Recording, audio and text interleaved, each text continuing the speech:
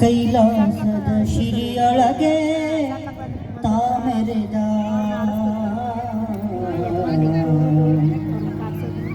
ಇವರೇ ನಮ್ಮೂರ ದೇವರು.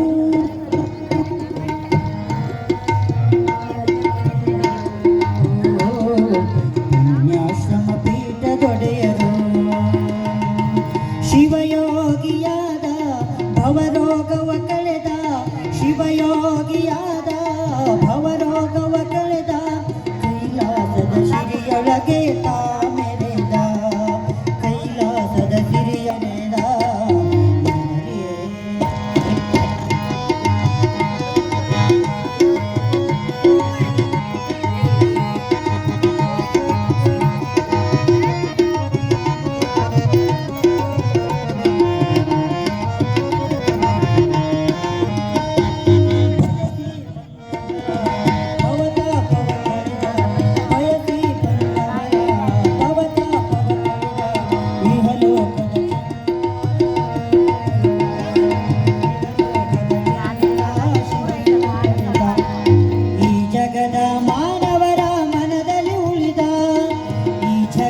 ಮಾನವರ ಮನದಲ್ಲಿ ಉಳಿದ ಗುರುಕುಮಾರೇಶ್ವರರ ಮಾರ್ಗವ ಪಡೆದ ಗುರುಕುಮಾರೇಶ್ವರರ ಮಾರ್ಗವ ಪಡೆದ ಇವರೇ ನಮ್ಮೋರ ದೇವರು ಪುಣ್ಯಾಶ್ರಮ ಪೀಠದೊಡೆಯರು ಪುಣ್ಯಾಶ್ರಮ ಪೀಠದೊಡೆಯರು.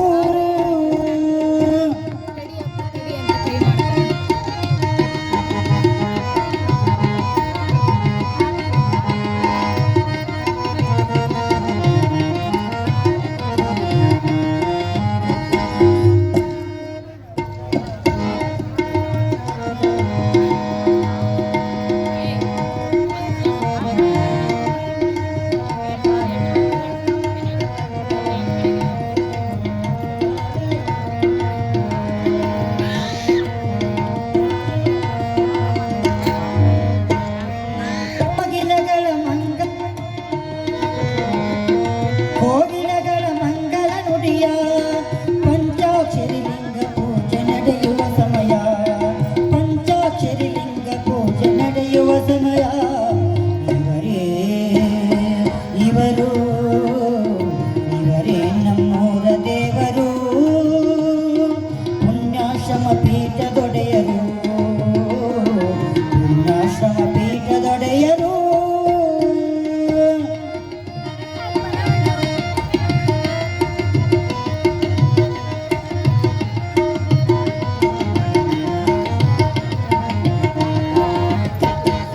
ಮನದ ಮಲಿನವ ತೊಳೆದ ಶ್ರೇಷ್ಠ ಜನರಿಗೆ ಒಲೆದ ಮನದ ಮಲಿನವ ತೊಳೆದ ಶ್ರೇಷ್ಠ ಜನರಿಗೆ ಒಲೆದ ಇಷ್ಟಲಿಂಗ ಜೊಡನೆ ನಿತ್ಯ ಮಾತನಾಡಿದ ಇಷ್ಟಲಿಂಗ ಜೊಡನೆ ನಿತ್ಯ ಮಾತನಾಡಿದ ಸರಸ್ವತಿ ಲೋಕಕ್ಕೆ ಸನ್ಮಾರ್ಗಿಯಾದ ಸರಸ್ವತಿ ಲೋಕಕ್ಕೆ ಸನ್ಮಾರ್ಗಿಯಾದ ಸರಸ್ವತಿ ಲೋಕಕ್ಕೆ ಸನ್ಮಾರ್ಗಿಯಾದ ಶಿವಯೋಗದ ಸಾಮ್ರಾಜ್ಯ ಅಧಿಪತಿಯಾದ ಶಿವಯೋಗದ ಸಾಮ್ರಾಜ್ಯ ಅಧಿಪತಿಯಾದ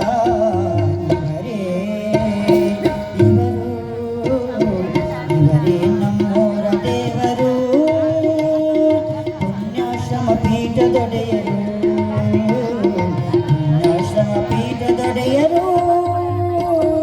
ಜಗವೆಂಬ ತೊಟ್ಟಿಲೊಳಗೆ ಮಗುವಾಗಿ ಆಡಿದ ಜಗವೆಂಬ ತೊಟ್ಟಿಲೊಳಗೆ ಮಗುವಾಗಿ ಆಡಿದ ಜಗದಲ್ಲಿರುವ ಜನರಿಗೆಲ್ಲ ತಂದೆಯಾಗಿ ಉಳಿದ ಜಗದಲ್ಲಿರುವ ಜನರಿಗೆಲ್ಲ ತಂದೆಯಾಗಿ ಉಳಿದ ಕಾಯನ ಗಂಜಯ ಹರಸೆ ಕಂಧರ್ವನಾದ ಕಾಯನ ಗಂಜಯ ಹರಸೆ ಕಂಧರ್ವನಾದ ಪುಣ್ಯಾಶ್ರಮ ಪೀಠವೇರಿ ಸಾರ್ಥಕ ಪಡೆದ ಪುಣ್ಯಾಶ್ರಮ ಪೀಠವೇರಿ ಸಾರ್ಥಕ ಪಡೆದ ಇವರೇ ನಮ್ಮೂರ ದೇವರು ಪುಣ್ಯಾಶ್ರಮ ಪೀಠದೊಡೆಯರು ಪುಣ್ಯಾಶ್ರಮ ಪೀಠದೊಡೆಯರು ಪುಣ್ಯಾಶ್ರಮ ಪೀಠದೊಡೆಯರು. ಧನ್ಯವಾದಗಳು ಪುಟ್ಟರಾಜ್ ಅವರಿಗೆ. ಗುರುಗಳ ಆಶೀರ್ವಾದ ಸದಾ ಇರಲಿ ಅಂತ ಹಾರೈಸುತ್ತ ಈಗ ಪರಮ ಪೂಜ್ಯ ಸಾನ್ನಿಧ್ಯವನ್ನು ವಹಿಸಿಕೊಂಡಿರ್ತಕ್ಕಂಥ ಪರಮ ಪೂಜ್ಯ ಶ್ರೀಮದ್ ಗಣಲಿಂಗ ಚಕ್ರವರ್ತಿ ಶ್ರೀ ಚನ್ನಮಲ್ಲ ಶಿವಾಚಾರ್ಯ ಮಹಾಸ್ವಾಮಿಗಳು ಗಚ್ಚಿನ ಹಿರೇಮಠ ಕಿಲ್ಲಾ ತೋರ್ಗಲ್ ಪೂಜ್ಯರಿಂದ ಈಗ ಆಶೀರ್ವಚನ.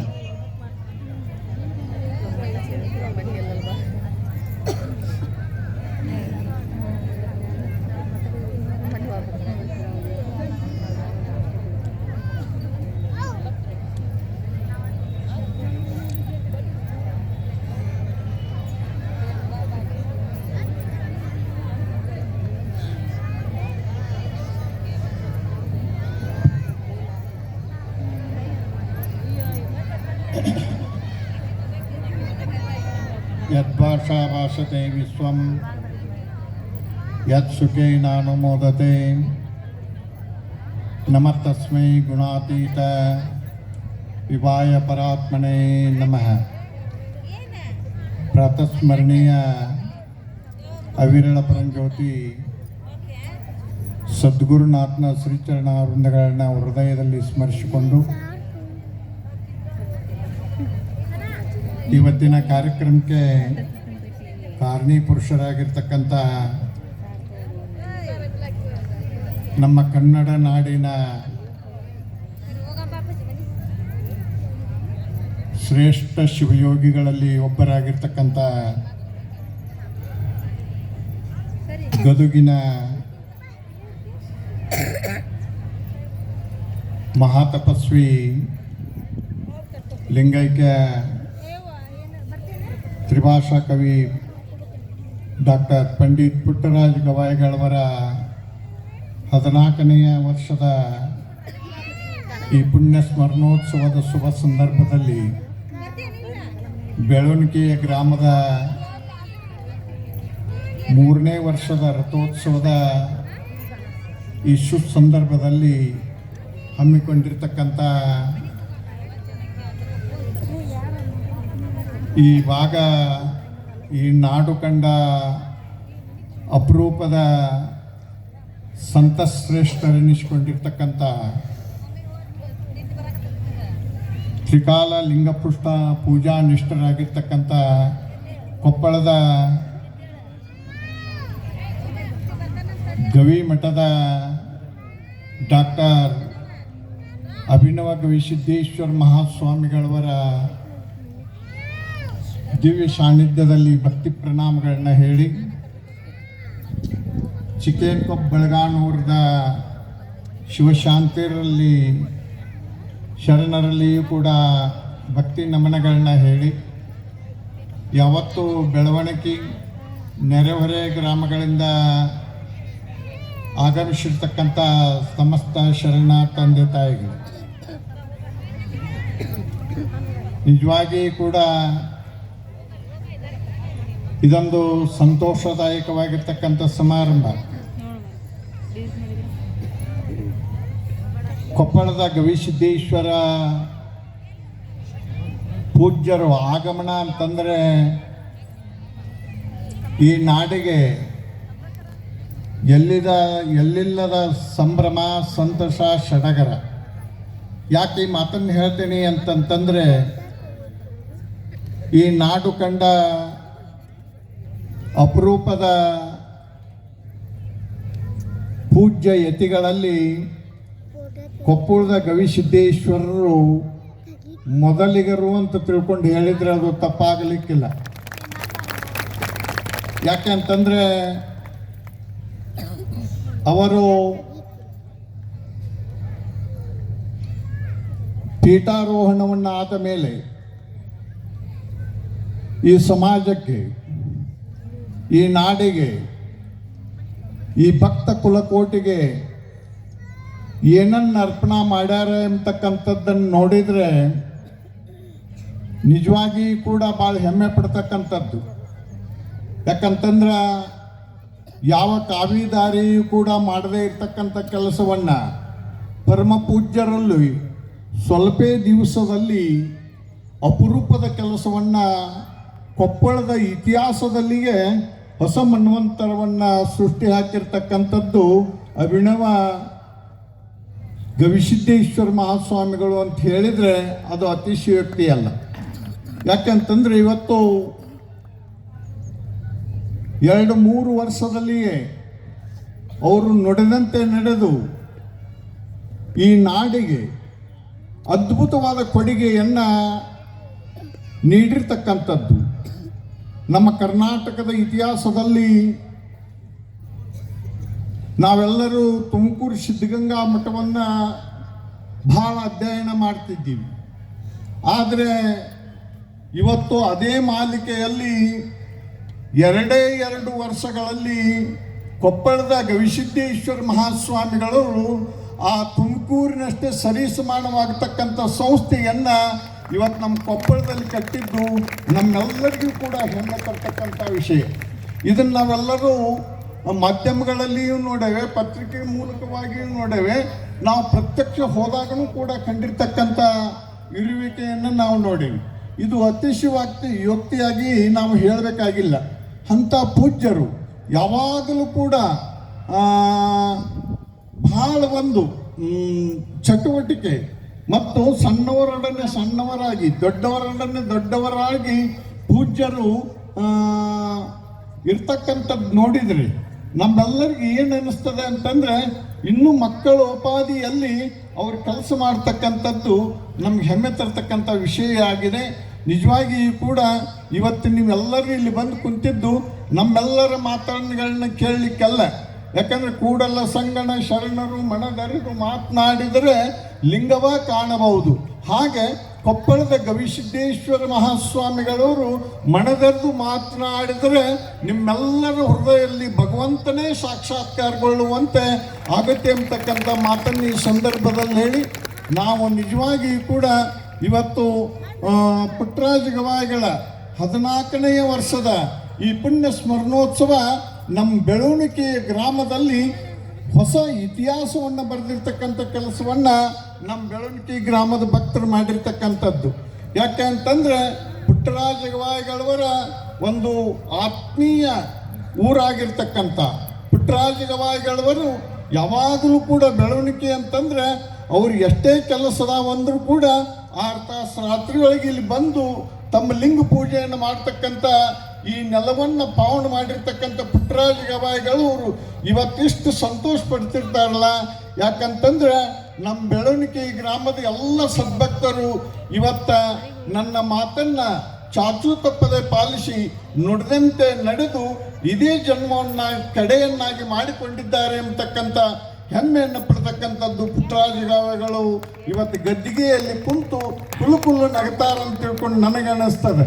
ಯಾಕಂದ್ರೆ ಅಂಥ ಒಂದು ಬಾಂಧವ್ಯ ಬೆಳವಣಿಗೆಯೊಡನೆ ಪುಟ್ಟರಾಜ ಗವಾಯಿಗಳದ್ದಿತ್ತು ಎಂಬತಕ್ಕಂಥದ್ದನ್ನು ನಾವು ಭಾಳ ಹೆಮ್ಮೆಯಿಂದ ಇಲ್ಲಿ ಹೇಳ್ತೇವೆ. ಅದೇ ರೀತಿಯೊಳಗೆ ನಮ್ಮೆಲ್ಲ ಒಂದು ಕಾವಿಯ ಒಂದು ಬಟ್ಟೆಯೊಡನೆ ನಮ್ಮ ಬೆಳವಣಿಗೆಯ ಭಕ್ತರು ಅನ್ಯೋನ್ಯವಾಗಿ ಅದರೊಳಗೆ ಪುಟ್ಟರಾಜ ಗವಾಯಿಗಳು ತೊರಗಲ್ಪಟ್ಟದ್ದೇವರು ಅಂತಂದ್ರೆ ಭಾಳ ಹೆಮ್ಮೆ ನಮ್ಮ ಬೆಳವಣಿಗೆಯವರಿಗೆ. ಯಾಕಂದ್ರೆ ಬೆಳವಣಿಗೆ ಅಂತಂದ್ರೆ ನಮ್ಮ ತವ್ರ ಮಣಿ ಅಂತ ತಿಳ್ಕೊಂಡು ನಮ್ಮ ಹಿಂದಿನ ಗುರುಗಳಿದ್ದಾಗಿಂತ ನಾ ಅಲ್ಲ, ಮತ್ತು ನಮ್ಮ ಹಿಂದಿನ ಗುರುಗಳು ಈ ಸಂಸ್ಥೆಯನ್ನು ಹುಟ್ಟು ಹಾಕಿದವರು ನಮ್ಮ ಪೂಜ್ಯ ಗುರುಗಳು. ಈ ಸ್ಕೂಲಿನ ಗ್ರೌಂಡ್ನಾಗ ಕುಂತೀವಲ್ಲ, ಇದು ನಮ್ಮ ಪೂಜ್ಯ ಗುರುಗಳ ಒಂದು ಸ್ಥಾಪನೆ ಮಾಡಿರ್ತಕ್ಕಂಥ ಸಂಸ್ಥೆ ಇದು. ಅದಕ್ಕಾಗಿ ಬೆಳವಣಿಗೆಯೊಳಗೆ ಇತಿಹಾಸದುದ್ದಕ್ಕೂ ಕೂಡ ಮರಿದಂಥ ಕೆಲಸ ಪುಟ್ಟರಾಜ ಗವಾಯಿಗಳು ತೊರಗಲ್ಪಟ್ಟದ್ದೇವ್ರು ಮಾಡ್ಯಾರ ಅಂತಕ್ಕಂಥದ್ದನ್ನು ಇವತ್ತಿಗೂ ಅವರು ಸ್ಮರಣೆ ಮಾಡ್ತಕ್ಕಂಥದ್ದು ನೋಡಿದರೆ ನಮಗೆ ಭಾಳ ಸಂತೋಷ ಅನ್ನಿಸ್ತದೆ. ಅಂಥ ಒಂದು ಪವಿತ್ರವಾಗಿರ್ತಕ್ಕಂಥ ಈ ಸಂಸ್ಥೆಯ ಪರಾಂಗಣದಲ್ಲಿ ಸನ್ನಿಧಿಯ ಸ್ಥಾನ ದಯಮಾಡಿಸೈತಿ ಅಂತ ಹೇಳ್ಕೊಂಡು ಅಂದರೆ ನಮ್ಮೆಲ್ಲರ ಭಾಗ್ಯ ಅಂತಕ್ಕಂಥ ಭಾವವನ್ನು ವ್ಯಕ್ತಪಡಿಸಿ 2 ಮಾತುಗಳನ್ನ ಭಾಳ ಮಾತನಾಡಿದೆ. ಯಾಕಂದ್ರೆ ಸನ್ನಿಧಿ ಆಶೀರ್ವಚನ ನಾವೆಲ್ಲರೂ ಕೇಳಬೇಕಾಗಿದೆ. ಅದಕ್ಕಾಗಿ ಅವರ ಆಶೀರ್ವಚನ ನಾವು ನೀವೆಲ್ಲರೂ ಕೂಡ ಸಂತೋಷದಿಂದ ಸಂಭ್ರಮದಿಂದ ಸಡಗರದಿಂದ ಆಲಿಸಿ ನಮ್ಮ ಜನ್ಮವನ್ನು ಪಾವನ ಮಾಡಿಕೊಳ್ಳೋಣ ಅಂತ ಹೇಳಿ ಸನ್ನಿಧಿಯ ಪಾದಕ್ಕೆ 2 ಮಾತನ್ನು ಅರ್ಪಿಸ್ತಕ್ಕಂಥ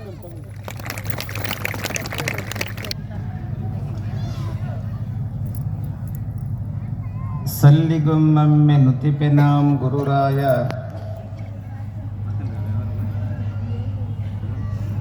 ಸಲ್ಲೀಲೆಯಿಂದ ಕೃಪೆಯ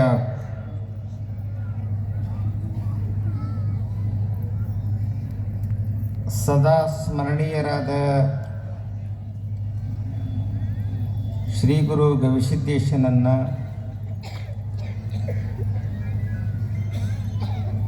ಮಹಾಶಿವಯೋಗಿ ಶಿವಶಾಂತವೀರ ಶಿವಯೋಗಿಯನ್ನು ಡಾಕ್ಟರ್ ಪುಟ್ಟರಾಜ್ ಕವಿ ಗವಾಯಿಗಳವರನ್ನು ಈ ಸಂದರ್ಭದಲ್ಲಿ ಸ್ಮರಿಸಿ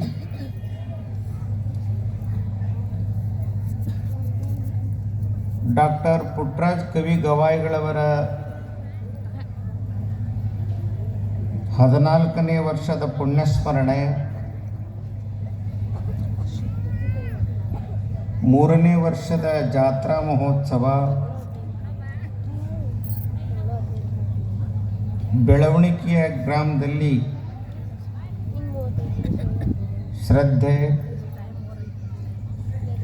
ಭಕ್ತಿ ಸಡಗರದಿಂದ ನಡೆದಿದೆ. ಈ ಎಲ್ಲ ಕಾರ್ಯಕ್ರಮಗಳ ಸಾನ್ನಿಧ್ಯ ವಹಿಸಿದ ಶ್ರೀಮಾನ್ ನಿರಂಜನ ಜಗದ್ಗುರು ಗವಿಸಿದ್ದೇಶ್ವರ ಮಹಾಸ್ವಾಮಿಗಳಲ್ಲಿ ಅನಂತ ಭಕ್ತಿಯ ಪ್ರಣಾಮಗಳನ್ನು ಸಲ್ಲಿಸಿ ನಮಗೆಲ್ಲ ಹಿರಿಯ ಪೂಜ್ಯರು ಮಧ್ಘನಲಿಂಗ ಚಕ್ರವರ್ತಿ ಚನ್ನಮಲ್ಲ ಶಿವಾಚಾರ್ಯ ಮಹಾಸ್ವಾಮಿಗಳಲ್ಲಿ ಭಕ್ತಿಯ ಪ್ರಣಾಮಗಳು.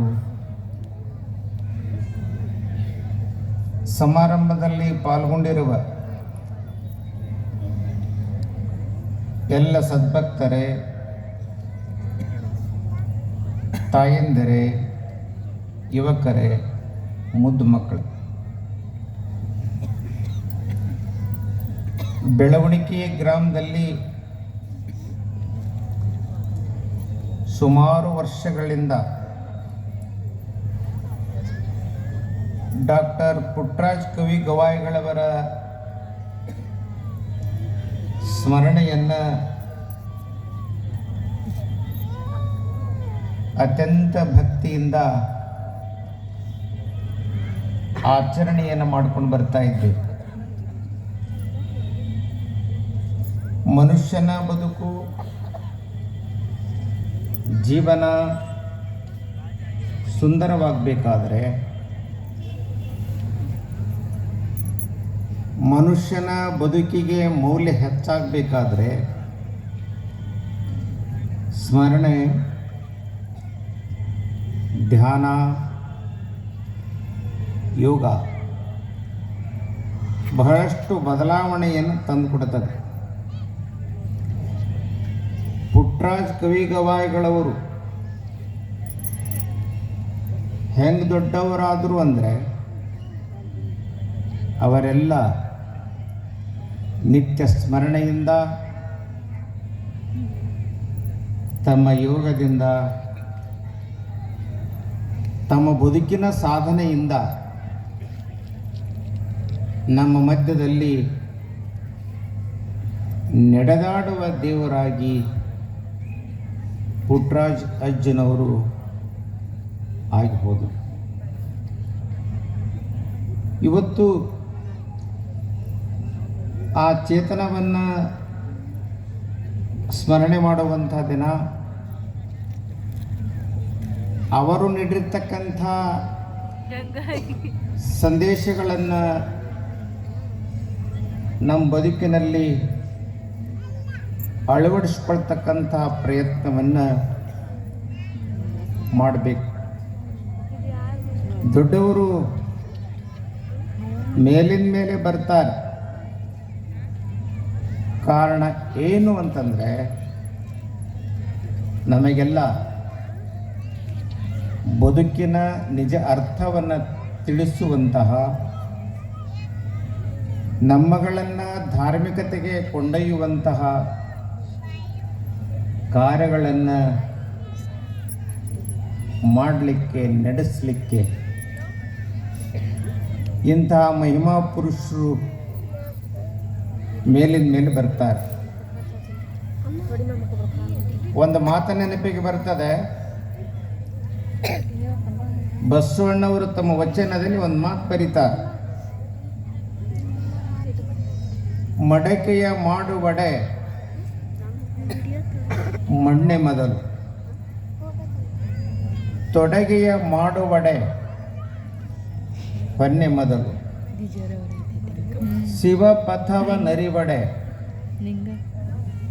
ಗುರುಪಥವೇ ಮೊದಲು, ಕೂಡಲ ಸಂಗನ ದೇವನ ಅರಿವಡೆ ಶರಣರ ಸಂಘವೇ ಮೊದಲು ಅನ್ನುವಂಥ ಮಾತನ್ನು ಬಸವಣ್ಣವರು ತಮ್ಮ ವಚನದಲ್ಲಿ ಹೇಳ್ಕೊಂಡು ಬರ್ತಾರೆ. ಕುಂಬಾರವ ಗಡಿಗೆ ಮಾಡಬೇಕಾದ್ರೆ, ಪಾತ್ರೆ ಪಗಡಗಳನ್ನು ಮಾಡಬೇಕಾದ್ರೆ ಅವನಿಗೆ ಮುಖ್ಯವಾಗಿ ಏನು ಬೇಕು ಅಂದರೆ ಮಣ್ಣ ಬೇಕು, ನೀರ ಬೇಕು, ಅದನ್ನು ಮಾಡಲಿಕ್ಕೆ ತಿಗರಿ ಬೇಕು. ಅದನ್ನೆಲ್ಲ ಹದವಾಗಿ ರೆಡಿ ಮಾಡಿಕೊಂಡು ಆತ ಪಾತ್ರೆಗಳನ್ನು ಮಾಡ್ತಾನೆ. ಆವಾಗ ಪಾತ್ರೆಗಳು ರೆಡಿ ಆಗ್ತವೆ. ಇವತ್ತು ಬಂಗಾರದ ಆಭರಣಗಳನ್ನು ನಾವೆಲ್ಲ ನೋಡ್ತೇವೆ. ಬಂಗಾರ ಅಂದರೆ ನಮ್ಮ ತಾಯಿಯವರಿಗೆ ಭಾಳ ಇಷ್ಟ.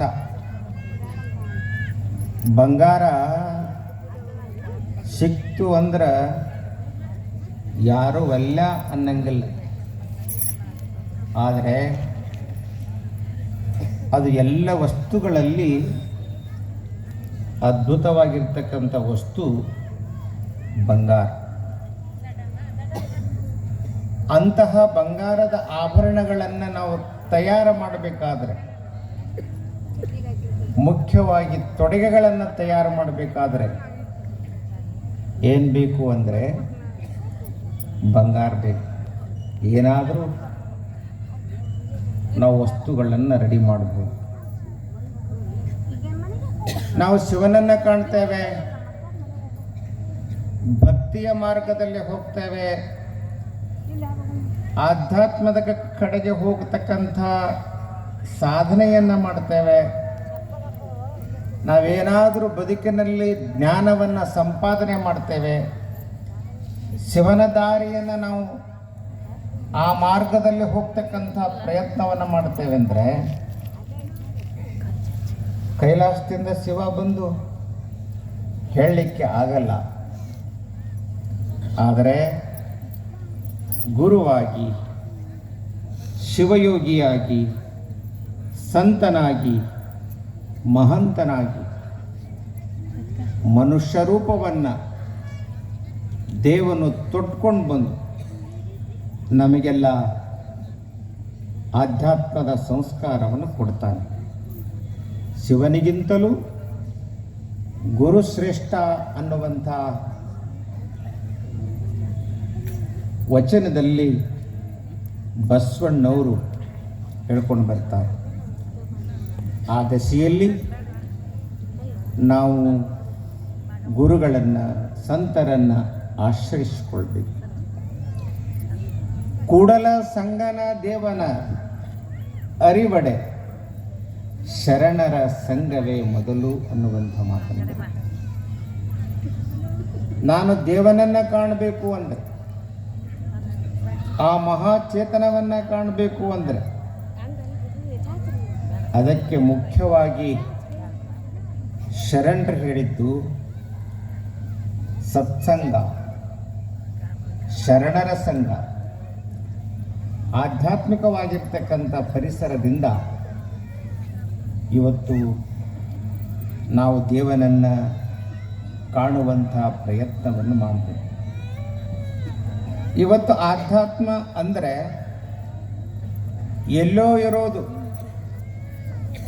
ನಮಗೆ ಗೊತ್ತಿರಲಾರ್ತಕ್ಕಂಥದ್ದು ಇರೋದು ಹೇಳೋದು ಆಧ್ಯಾತ್ಮ ಅಲ್ಲ. ಆಧ್ಯಾತ್ಮ ಅಂದರೆ ನಮ್ಮ ಜೀವನದ, ಲೌಕಿಕ ಜೀವನದಲ್ಲಿ ಏನು ತಾರತಮ್ಯ ವ್ಯತ್ಯಾಸಗಳು ಬರುತ್ತವೆ ಅವುಗಳನ್ನು ಸರಿಪಡಿಸಿಕೊಂಡು ಬದುಕುವುದೇ ಆಧ್ಯಾತ್ಮ, ಸರಳ ಜೀವನ, ಶರಣ ಸಂಸ್ಕೃತಿ ಅನ್ನುವಂಥದ್ದನ್ನು ನಾವೆಲ್ಲ ತಿಳ್ಕೊಳ್ಬೇಕು ಅನ್ನುವಂಥ ಮಾತನ್ನು ಈ ಪ್ರಸಂಗದಲ್ಲಿ ಹೇಳಿ, ಹಾಗಾಗಿ ನಮ್ಮ ಮನೆಯಾಗಲಿ, ನಮ್ಮ ಸಂಪತ್ತು ಆಗಲಿ, ನಾವು ಹಿಡಿದಿರ್ತಕ್ಕಂಥ ಭೂಮಿ ಸೀಮೆಯಾಗಲಿ ಯಾವುವು ಶಾಶ್ವತವಾಗಿರ್ತಕ್ಕಂಥ ನೆಮ್ಮದಿಯನ್ನು ಕೊಡೋದಿಲ್ಲ. ಅವು ಒಂದು ದಿನ ನಮಗೆಲ್ಲ ತಾಪವನ್ನು ಕೊಡ್ತಾರೆ, ದುಃಖವನ್ನು ಕೊಡ್ತಾರೆ.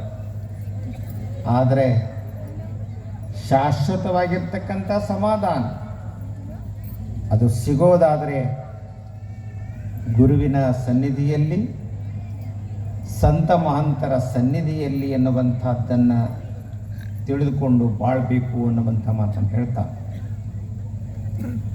ನಮ್ಮ ಉತ್ತರ ಕರ್ನಾಟಕದಲ್ಲಿ ಹೇಗೆ ಶಿಶುನಾಳ್ ಶರೀಫ್ರು ಆಗಿ ಹೋದರೋ,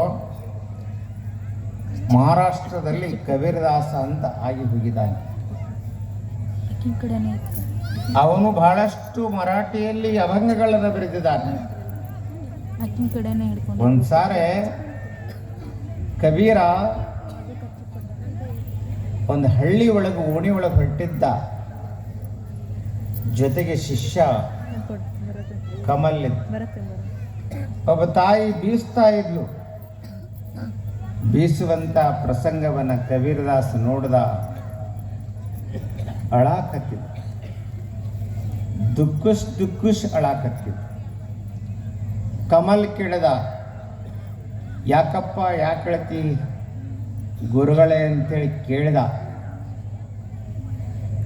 ಅವಾಗ ಗುರುಗಳು ಹೇಳಲಿಲ್ಲ, ಶಿಷ್ಯನು ನಕ್ಕ. ಗುರುಗಳು ಅಳವರು, ಶಿಷ್ಯ ನಗಾವ. ಅವಾಗ ಗುರುಗಳು ಆ ಬೀಸು ಕಲ್ಲಿನ ಹತ್ರ ಹೋಗಿ ತೋರಿಸ್ತಾರೆ.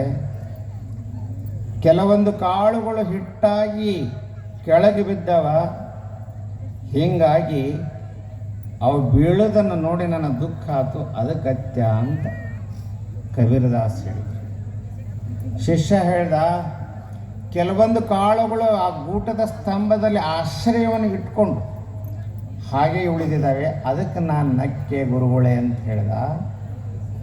ಇದರ ಅರ್ಥ, ಇದು ದೃಷ್ಟಾಂತದ ಮಹತ್ವ ಏನು ಅಂತಂದರೆ, ಯಾರು ಧರ್ಮ, ಯಾರು ಸಂಸ್ಕೃತಿ, ಯಾರು ಸತ್ಸಂಗ ಆಶ್ರಯ ಮಾಡಿಕೊಂಡಿರ್ತಾರೆ ಅಂಥವ್ರು ಮಾತ್ರ ಬದುಕನ್ನು ಕಟ್ಟಲಿಕ್ಕೆ ಅವಕಾಶ ಆಗ್ತದೆ, ಅಂಥವರು ಉಳಿತಾರೆ ಎನ್ನುವಂಥ ಮಾತನ್ನು ಈ ಪ್ರಸಂಗದಲ್ಲಿ ಹೇಳಿ. ಇವತ್ತು ಪುಟ್ಟರಾಜ್ ಕವಿ ಗವಾಯಿಗಳವರ ಪುಣ್ಯಸ್ಮರಣೆ, ಗದಗ ಪುಣ್ಯಾಶ್ರಮ ಆದ ಮೇಲೆ ಅದ್ಧೂರಿಯಿಂದ ಪುಣ್ಯಸ್ಮರಣೆ ಮಾಡುವಂಥ ಊರ ಯಾವುದಾದ್ರು ಇದ್ದರೆ ಅದು ಬೆಳವಣಿಗೆ ಗ್ರಾಮ ಅಂದರೆ ತಪ್ಪಾಗಲಿಕ್ಕಿಲ್ಲ. ಪುಟ್ಟರಾಜ್ ಕವಿ ಗವಾಯಿಗಳವರು ಅವರ ಅನೇಕ ವರ್ಷಗಳ ಕಾಲ ಈ ಗ್ರಾಮದಲ್ಲಿ ಶಿವಕೀರ್ತನೆ, ಸಂಗೀತ, ಮನೆ ಮನೆಗಳಲ್ಲಿ ಪೂಜೆ, ಎಲ್ಲರಿಗೂ ಸಂಸ್ಕಾರ, ಸಂಸ್ಕೃತಿ, ಭಕ್ತಿಯ ಪರಂಪರೆಯನ್ನು ಬಿಂಬಿಸುವಂಥ ಕಾರ್ಯವನ್ನು ಪುಟ್ಟರಾಜ್ ಕವಿ ಗವಾಯಿಗಳವರು ಮಾಡಿದರು. ಅಂಥವರ ಸಂಸ್ಕಾರದಿಂದ ಈ ಬೆಳವಣಿಗೆ ಗ್ರಾಮ ಆಧ್ಯಾತ್ಮದ ಕಡೆಗೆ ಹೋಗ್ತಕ್ಕಂಥ ಕಾರ್ಯವನ್ನು ಮಾಡ್ತದೆ ಎನ್ನುವಂಥ ಮಾತನ್ನು ಈ ಪ್ರಸಂಗದಲ್ಲಿ ಹೇಳಿ, ಇಂತಹ ಕಾರ್ಯಕ್ರಮಕ್ಕೆ ಕೊಪ್ಪಳ ಗವಿಮಠದ ಗವಿಸಿದ್ದೇಶ್ವರ ಮಹಾಸ್ವಾಮಿಗಳು ದಯಮಾಡಿಸಬೇಕು ಅಂಥೇಳಿ ಸುಮಾರು 2-3 ವರ್ಷಗಳ ಸಂಕಲ್ಪ ಆಗಿತ್ತು. ಪರಮ ಪೂಜ್ಯ ಗುರುಗಳು ಭಾಳ ಬ್ಯುಸಿ ಇರ್ತಾರೆ, ಒತ್ತಡದ ಕಾರ್ಯಗಳು, ಅನೇಕ ಹಳ್ಳಿಗಳು ರಾಜ್ಯದ ತುಂಬೆಲ್ಲ ಸಂಚಾರ ಮಾಡ್ತಾರೆ. ಆದರೂ ಕೂಡ ಎಲ್ಲ ಕಾರ್ಯಕ್ರಮಗಳನ್ನು ಪೂರೈಸಿಕೊಂಡು ಈ ವರ್ಷ ನಿಮಗೆ ಅವಕಾಶವನ್ನು ನೀಡಿದ್ದಾರೆ. ಅವರ ಆಶೀರ್ವಚನವನ್ನು ತಾವೆಲ್ಲರೂ ಕೇಳಬೇಕು ಅನ್ನುವಂಥ ಮಾತನ್ನು ಈ ಪ್ರಸಂಗದಲ್ಲಿ ಹೇಳ್ತಾ, ನಮ್ಮ ಗುರುಗಳ ಮಠ ಕೊಪ್ಪಳ ಭಾಗದಲ್ಲಿ, ಹೈದರಾಬಾದ್ ಕರ್ನಾಟಕದಲ್ಲಿ ಸಂಗೀತ, ಶೈಕ್ಷಣಿಕ, ಸಾಮಾಜಿಕ ಕಾರ್ಯದಲ್ಲಿ ಬಹುದೊಡ್ಡ ಹೆಸರನ್ನು ಮಾಡಿದೆ. ಮರುಶಾಂತಿವೀರ ಮಹಾಶಿವಯೋಗಿಗಳಿಂದ ಆರಂಭವಾದ ಸಂಸ್ಥೆಗಳು ಇಂದಿನ ಪೂಜ್ಯರ ಆದಿಯಾಗಿ ಅಲ್ಲಿ ಎಲ್ಲ ಶಿಕ್ಷಣವನ್ನು ನೀಡತಕ್ಕಂಥ ಕೆಲಸವನ್ನು ಮಾಡ್ತದೆ. ಜೊತೆಗೆ ಆರೋಗ್ಯವನ್ನು ನೀಡ್ತದೆ ಶ್ರೀಮಠ. ಕೋವಿಡ್ ಟೈಮ್ನಲ್ಲಿ ಮಠದಿಂದ ಸುಮಾರು ರೋಗಿಗಳಿಗೆ ಆಶ್ರಯವನ್ನು ಕೊಟ್ಟಿರ್ತಕ್ಕಂಥ ಶ್ರೀ ಗವಿಮಠ ಅನ್ನುವಂಥದ್ದನ್ನು ನಾವೆಲ್ಲ ನೆನಪಿಸ್ಕೊಳ್ಬೇಕು ಅನ್ನುವಂಥ ಮಾತನ್ನು ಈ ಪ್ರಸಂಗದಲ್ಲಿ ಹೇಳಿ, ಇವತ್ತು ಗವಿಮಠದ ಪ್ರಸಾದ ನಿಲಯದಲ್ಲಿ ತುಮಕೂರು ಸಿದ್ಧಗಂಗಾ ಆದ ಮೇಲೆ 5,500 ಮಕ್ಕಳಿಗೆ ಉಚಿತ ಪ್ರಸಾದ ದಾಸೋಹ ನೀಡ್ತದೆ ಅಂತಂದರೆ ನಮ್ಮ ಭಾಗದಲ್ಲಿ ಗವಿಮಠ ಒಳ್ಳೆಯ ಕೆಲಸ ಕಾರ್ಯಗಳನ್ನು ಮಾಡ್ತದೆ. ನಮ್ಮ ಪರಮ ಪೂಜ್ಯ ಗುರುಗಳು ಇಂತಹ ಗ್ರಾಮಕ್ಕೆ ಆಗಮಿಸಿ, ನಮ್ಮ ಭಾಗಕ್ಕೆ ಆಗಮಿಸಿ ನಮ್ಮೆಲ್ಲರಿಗೂ ಧರ್ಮ ಸಂದೇಶವನ್ನು ನೀಡೋದು ಸಂತೋಷ ತಂದಿದೆ ಎನ್ನುವಂಥ ಮಾತನ್ನು ಹೇಳಿ, ತಮ್ಮೆಲ್ಲರಿಗೂ ಪರಮ ಪೂಜ್ಯರ ಕೃಪೆ ಸದಾ ಇರಲು ಹಾರೈಸಿ ಅನ್ಯರ ಮತ್ತು ನಮ್ಮ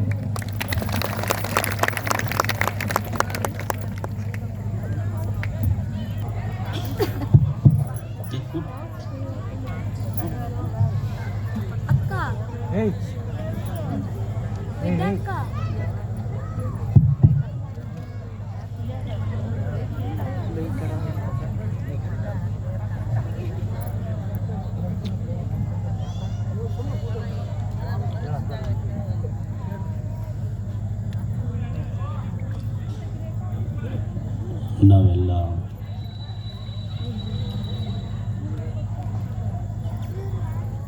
ಭೂಮಿಯ ಕೆಳಗೆ ಅದ್ಭುತಗಳನ್ನಿರುವುದು ಕೇಳಿದೆ. ಆಕಾಶದಲ್ಲಿ ಅದ್ಭುತಗಳನ್ನು ಕೇಳಿದೆ. ಇಡೀ ವಿಶ್ವದಲ್ಲಿಯೂ ಸಹಿತ ಅದ್ಭುತಗಳನ್ನು ಹೇಳ್ತಾರೆ. ಈಜಿಪ್ತಿನ ಪಿರಾಮಿಡ್ಗಳು, ಚೈನಾದ ಗೋಡೆ, ಬ್ಯಾಬಿಲೋನಿಯಾದ ಹ್ಯಾಂಗಿಂಗ್ ಗಾರ್ಡನ್ಸ್, ಜಗತ್ತಿನಲ್ಲಿ ಹೀಗೆ 7 ಅದ್ಭುತಗಳನ್ನು ಹೇಳ್ತಾರೆ. ಕೆಲವು ಮಂದಿ ನೋಡಿರಬಹುದು, ಕೆಲವು ಮಂದಿ ಓದಿರಬಹುದು. ಆದರೆ ನಮ್ಮ ಕಣ್ಣ ಮುಂದೆ ಜಗತ್ತಿನ ಒಂದು 8ನೆಯ ಅದ್ಭುತ ಇತ್ತು. ಅದು ಪರಮ ಪೂಜ್ಯ ಪುಟ್ಟರಾಜ ಗವಾಯಿಗಳವರು.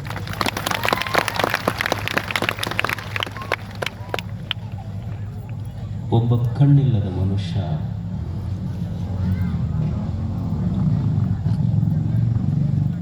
ಇಡೀ ವಿಶ್ವವನ್ನೇ ನೋಡಿದ.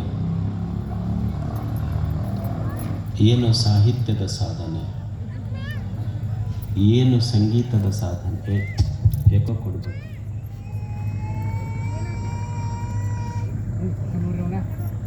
ಏನು ಸಾಹಿತ್ಯದ ಸಾಧನೆ,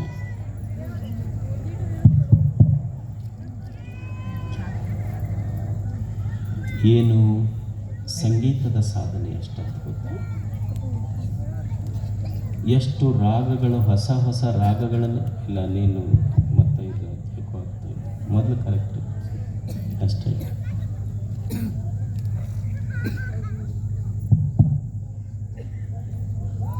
ಎಷ್ಟು ಅದ್ಭುತವಾದಂಥ ಸಾಹಿತ್ಯದ ಸಾಧನೆ. ಸ್ವಲ್ಪ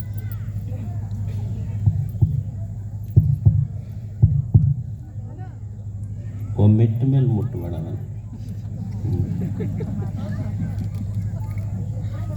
ಎಷ್ಟು ಸಾಹಿತ್ಯದ ಸಾಧನೆ. ಅವರು ಬರೆದ ಬಸವ ಪುರಾಣ, ಒಬ್ಬ ಕಣ್ಣಿಲ್ಲದ ವ್ಯಕ್ತಿ ಬರೆದ ಪುರಾಣವನ್ನು ಕಣ್ಣಿರುವ ಭಾರತದ ರಾಷ್ಟ್ರಪತಿಗಳೇ ತಲೆ ಮೇಲೆ ಹೊತ್ತುಕೊಂಡ್ರದನ್ನು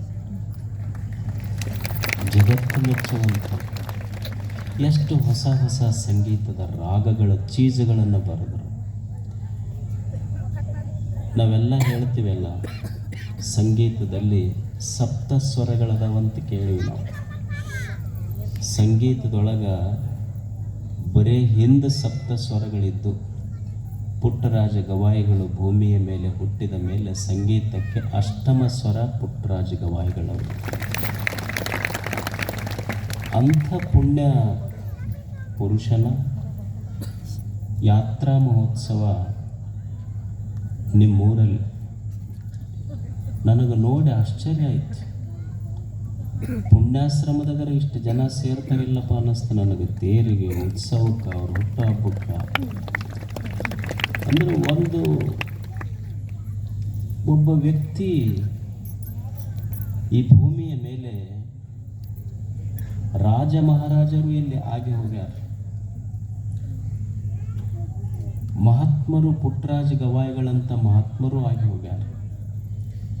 ಮಹಾರಾಜರು ಎಷ್ಟು ಜನ ಈ ನೆಲವನ್ನು ಆಳಿ ಹೋಗಿಲ್ಲೇನು? ಇದು ಭೂಮಿಯಲ್ಲಿ ಎಷ್ಟು ರಾಜಮನೆತನಗಳು ಈ ಭೂಮಿಯನ್ನು ಆಳಿ ಹೋಗ್ಯಾವ.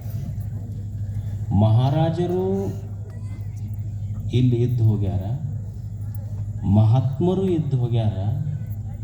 ವ್ಯತ್ಯಾಸ ಇಷ್ಟೇ, ಮಹಾರಾಜ ಮಣ್ಣನ್ನಾಳಿದ ಮಣ್ಣಿನ ಸಾಮ್ರಾಟ, ಆದರೆ ಮಹಾತ್ಮರು ಮನಸ್ಸಿನ ಸಾಮ್ರಾಟರವರು. ಅವ ಕುಳಿತಿದ್ದ ಸಿಂಹಾಸನ ಒಬ್ಬ ಮಹಾರಾಜ ಕುಳಿತಾನೆ. ಮಹಾರಾಜ ಕುಳಿತ ಸಿಂಹಾಸನ ಬಂಗಾರದ ಸಿಂಹಾಸನ ಇರಬಹುದು.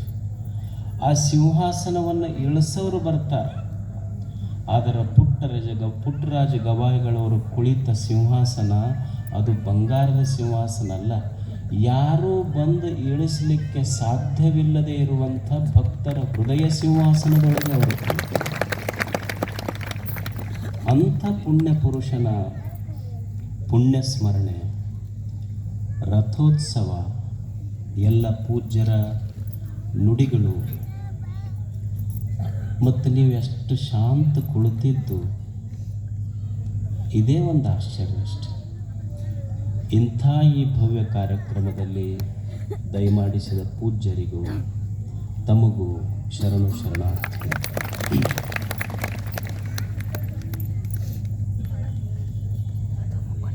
ಈ ಪ್ರಪಂಚ ಇದು ವೈವಿಧ್ಯತೆಗಳಿಂದ ಕೂಡಿದೆ. ಇಲ್ಲಿ ಎಲ್ಲವೂ ಸಹಿತ ವೈವಿಧ್ಯಮಯವಾಗಿದೆ. ಈ ಜಗತ್ತು ವಿಶಿಷ್ಟವಾಗಿದೆ. ಒಬ್ಬರ ಇಚ್ಛೆ ಅಭಿರುಚಿಗಳು, ಒಬ್ಬರ ರುಚಿ ಅಭಿರುಚಿಗಳು